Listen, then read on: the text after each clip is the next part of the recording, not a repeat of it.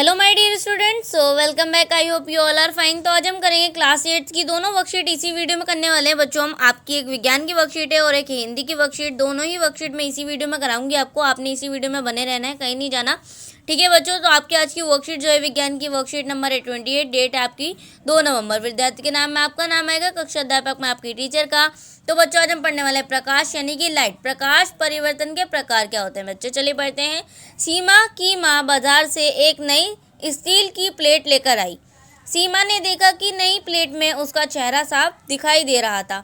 वह तुरंत रसोई में गई और पुरानी थाली में चेहरा देखने लगी। नई प्लेट में तो चेहरा स्पष्ट रूप से दिखाई दे रहा था, लेकिन पुरानी प्लेट में यह धुंधला था। अगले दिन स्कूल में उसने अपने शिक्षक से पूछा कि उसका चेहरा पुरानी प्लेट में धुंधला क्यों दिखाई दे रहा था। शिक्षक ने कहा, चलो इसे विभिन्न स्तरों के साथ करके देखते हैं। आइए परिवर्तन के प्रकार जानने के लिए एक गतिविधि करें। ऊपर दी गई तालिका में स्तरों में अपनी छवि का निरीक्षण का तालिका को पूरा करें। तो बच्चों ये आपको यहाँ पर दी हुई है एक तालिका, यानी कि यहाँ पर आपको क्रम संख्या लिखी हुई है 6 तक। उसके बाद स्तर दिए हुए हैं, उसके बाद आपको बताना है प्रतिबिंब साफ या धुंधला या फिर दिख ही नहीं रहा। तो फर्स्ट आपका है नई स्टील की प्लेट। तो बच्चों नई स्टील की प्लेट जो होगी वो बिल्कुल धातु जो एकदम न्यू है, तो इसके अंदर क्या होगा, हमारा चेहरा एकदम क्लियर दिखेगा। तो इसके अंदर लिख देंगे आप साफ। उसके बाद है लकड़ी की टेबल। तो लकड़ी की टेबल के अंदर हमारा फेस नहीं दिखेगा, तो आप इसको लिख देंगे नहीं दिखेगा, ठीक है। फिर उसके बाद है नियमित परिवर्तन। दूसरा आपका अनियमित विस्तृत परिवर्तन। तो नियमित परिवर्तन क्या होता है, जब सभी समानांतर किरणें किसी चिकनी सतह से परिवर्तित होने के पश्चात समानांतर होती हैं, तो ऐसे परिवर्तन को नियमित परिवर्तन कहते हैं, ठीक है बच्चों। नई स्टील प्लेट में नियमित परिवर्तन होता है जिससे चेहरा स्पष्ट दिखाई देता है।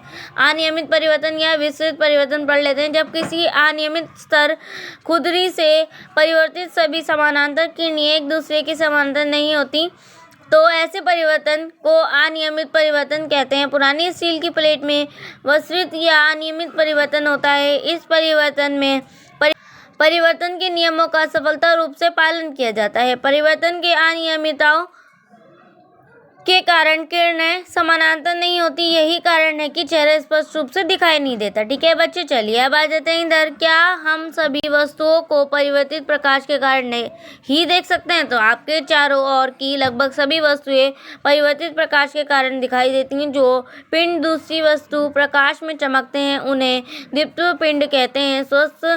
स्वयं का प्रकाश उत्सर्जन करने वाली पिंडों की दीप्त पिंडित कहलाती हैं। जब इनका प्रकाश हमारी नेत्र पर पड़ता है तब हम इन्हें देख पाते हैं, जैसे सूर्य, मोमबत्ती की ज्वाला और विद्युत, ठीक है बच्चों। चलिए अब जैसे कुछ क्वेश्चंस दिए हैं आपको। तो क्वेश्चन नंबर फर्स्ट है आपका, विस्तृत परिवर्तन क्या है?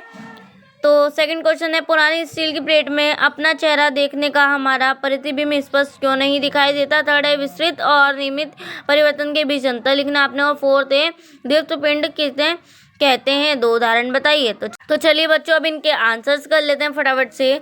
तो क्वेश्चन बच्चों आप फर्स्ट का लिखेंगे, विस्तृत परिवर्तन एक ऐसा परिवर्तन है जो एक अनियमित स्तर पर होता है, जिसमें आने वाली किरण यानी अपतित किरण समानांतर होती है, लेकिन सभी परिवर्तन किरणें समानांतर नहीं होती, जिससे वस्तु हमें धुंधली दिखाई देती है। क्वेश्चन नंबर सेकंड था, पुरानी स्टील की प्लेट में अपना चेहरा देखने पर हमारा प्रतिबिंब स्पष्ट क्यों नहीं देता? तो बच्चों इसका आंसर लिखें आप, क्योंकि पुरानी स्टील प्लेट प्रकाश का विस्तृत परिवर्तन नहीं करती, जिसके कारण परिवर्तन की किरण समानांतर नहीं होता, हमें छवि धुंधली दिखाई देती है। क्वेश्चन नंबर थर्ड पर आ जाते हैं, विस्तृत और नियमित परिवर्तन के बीच अंतर लिखना आपने।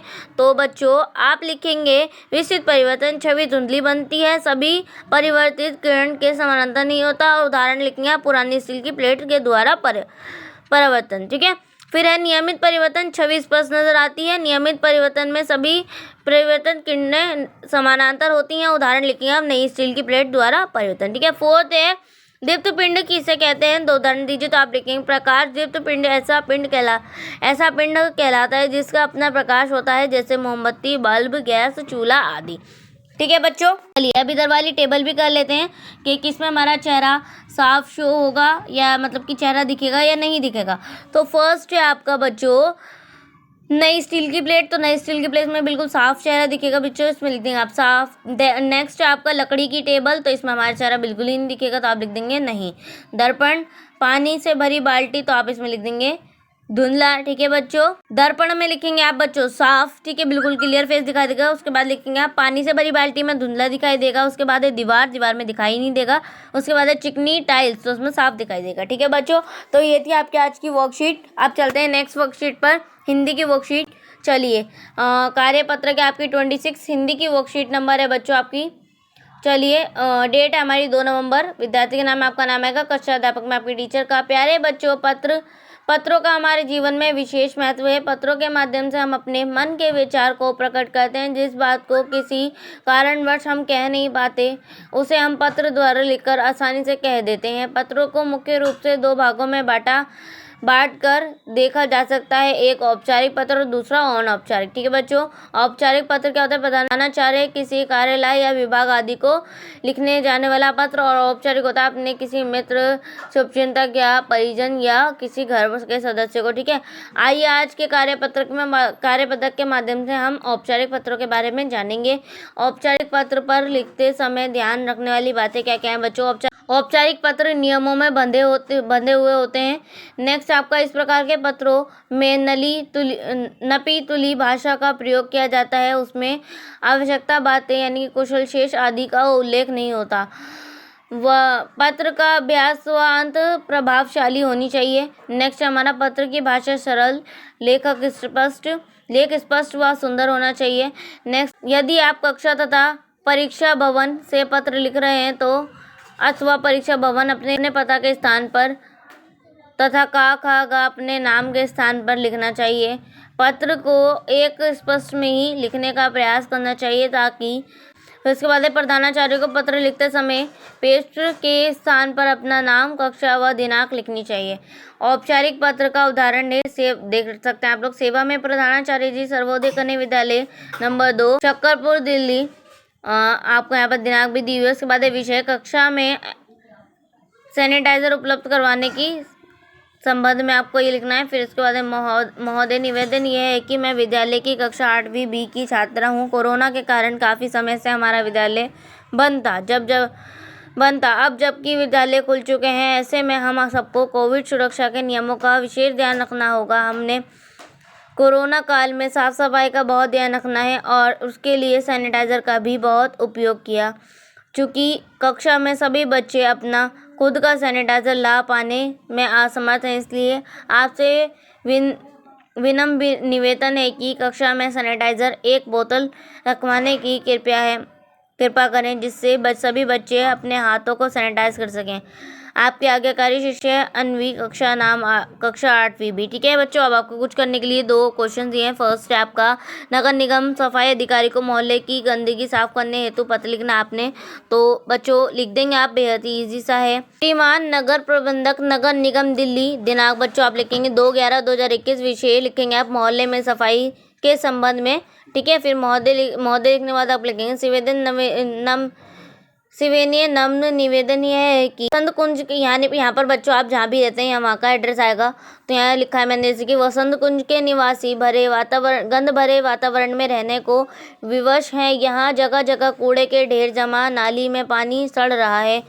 यहाँ पर कोई सफाई कर्मचारी भी नहीं आता। यदि किसी दिन कोई सफाई कर्मचारी आता भी है तो वह पेड़ के नीचे बैठकर बीड़ी पीकर चला जाता है। यह संपूर्ण क्षेत्र गंदगी का ढेर बन रहा है। मच्छरों का प्रकोप होने का कारण घर घर में मलेरिया और डेंगू के मरीज देखने को मिल रहे हैं। दिल्ली क्षेत्र में इतनी गंदगी देखकर इससे देश की राजधानी कहने पर भी शर्म आ रही है।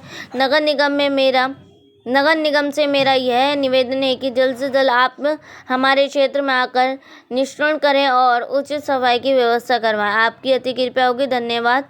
यहाँ लिख देंगे आप, जो भी बच्चों आप जहाँ के भी निवासी हैं वो आ जाएगा। और जहाँ भी और मोहल्ला जाओ जो भी आपका, जैसे कि जामनगर लिख रखा है मैंने, और शहर दिल्ली, ठीक है। चलिए अब नेक्स्ट आपको दिया हुआ है, विद्यालय में एक मेडिकल रूम की व्यवस्था कराने के लिए प्रधानाचार्य को पत्र। तो आप लिखेंगे सेवा में प्रधानाचार्य महोदय, सिवेद दिल्ली। दिनांक आप लिख देंगे 2 नवंबर 2021। विषय विद्यालय में चिकित्सा कक्ष की व्यवस्था हेतु पत्र। तो आप लिखेंगे बच्चों, विषय विद्यालय में चिकित्सा कक्ष की व्यवस्था हेतु पत्र। महोदय, मेरा नाम मोहन है और मैं यहाँ पर आप अपना नाम लिखेंगे बच्चों। मैं अपने स्कूल में 8वीं कक्षा का छात्र हूँ या ठीक है छात्र हूँ या छात्रा हूँ। ठीक है बच्चों, क्योंकि हम जानते हैं कि कई बच्चे अनुचित आहार, बढ़ते प्रदूषण और उस महामारी के कारण बीमार पड़ रहे हैं। कई बार बच्चे चक्कर आने के कारण गिर जाते हैं, जिस स्थिति में उन्हें आराम की आवश्यकता है, जिसके लिए हमारे विद्यालय में उचित व्यवस्था नहीं है। अंत हम कभी उन्हें मेजों पर सुलाते हैं तो कभी प्रयोगशाला में। इसलिए मैं आपसे अनुरोध करती हूँ कि आप हमारे विद्यालय के अंदर एक चिकित्सा कक्ष व्यवस्था करें, जिसका उपयोग आवश्यक पड़ने पर किया जा सके। धन्यवाद। आपका आज्ञाकारी शिष्य या शिष्या। ठीक है बच्चों, यहाँ पर आपका नाम आ जाएगा, जिसके मैं लिख दूंगी मोहन। ठीक है, फिर आपकी वर्कशीट जो है कंप्लीट होती है। दोनों वर्कशीट मैंने आपको करा दी है, हिंदी की भी और साइंस की भी। आई होप आप लोगों को समझ में आ गई होगी। सो प्लीज़ चैनल को सब्सक्राइब करना मत भूलिएगा और बेल आइकन को भी प्रेस कीजिएगा। चलिए मिलते हैं नेक्स्ट वीडियो में, तब तक के लिए take care and good bye.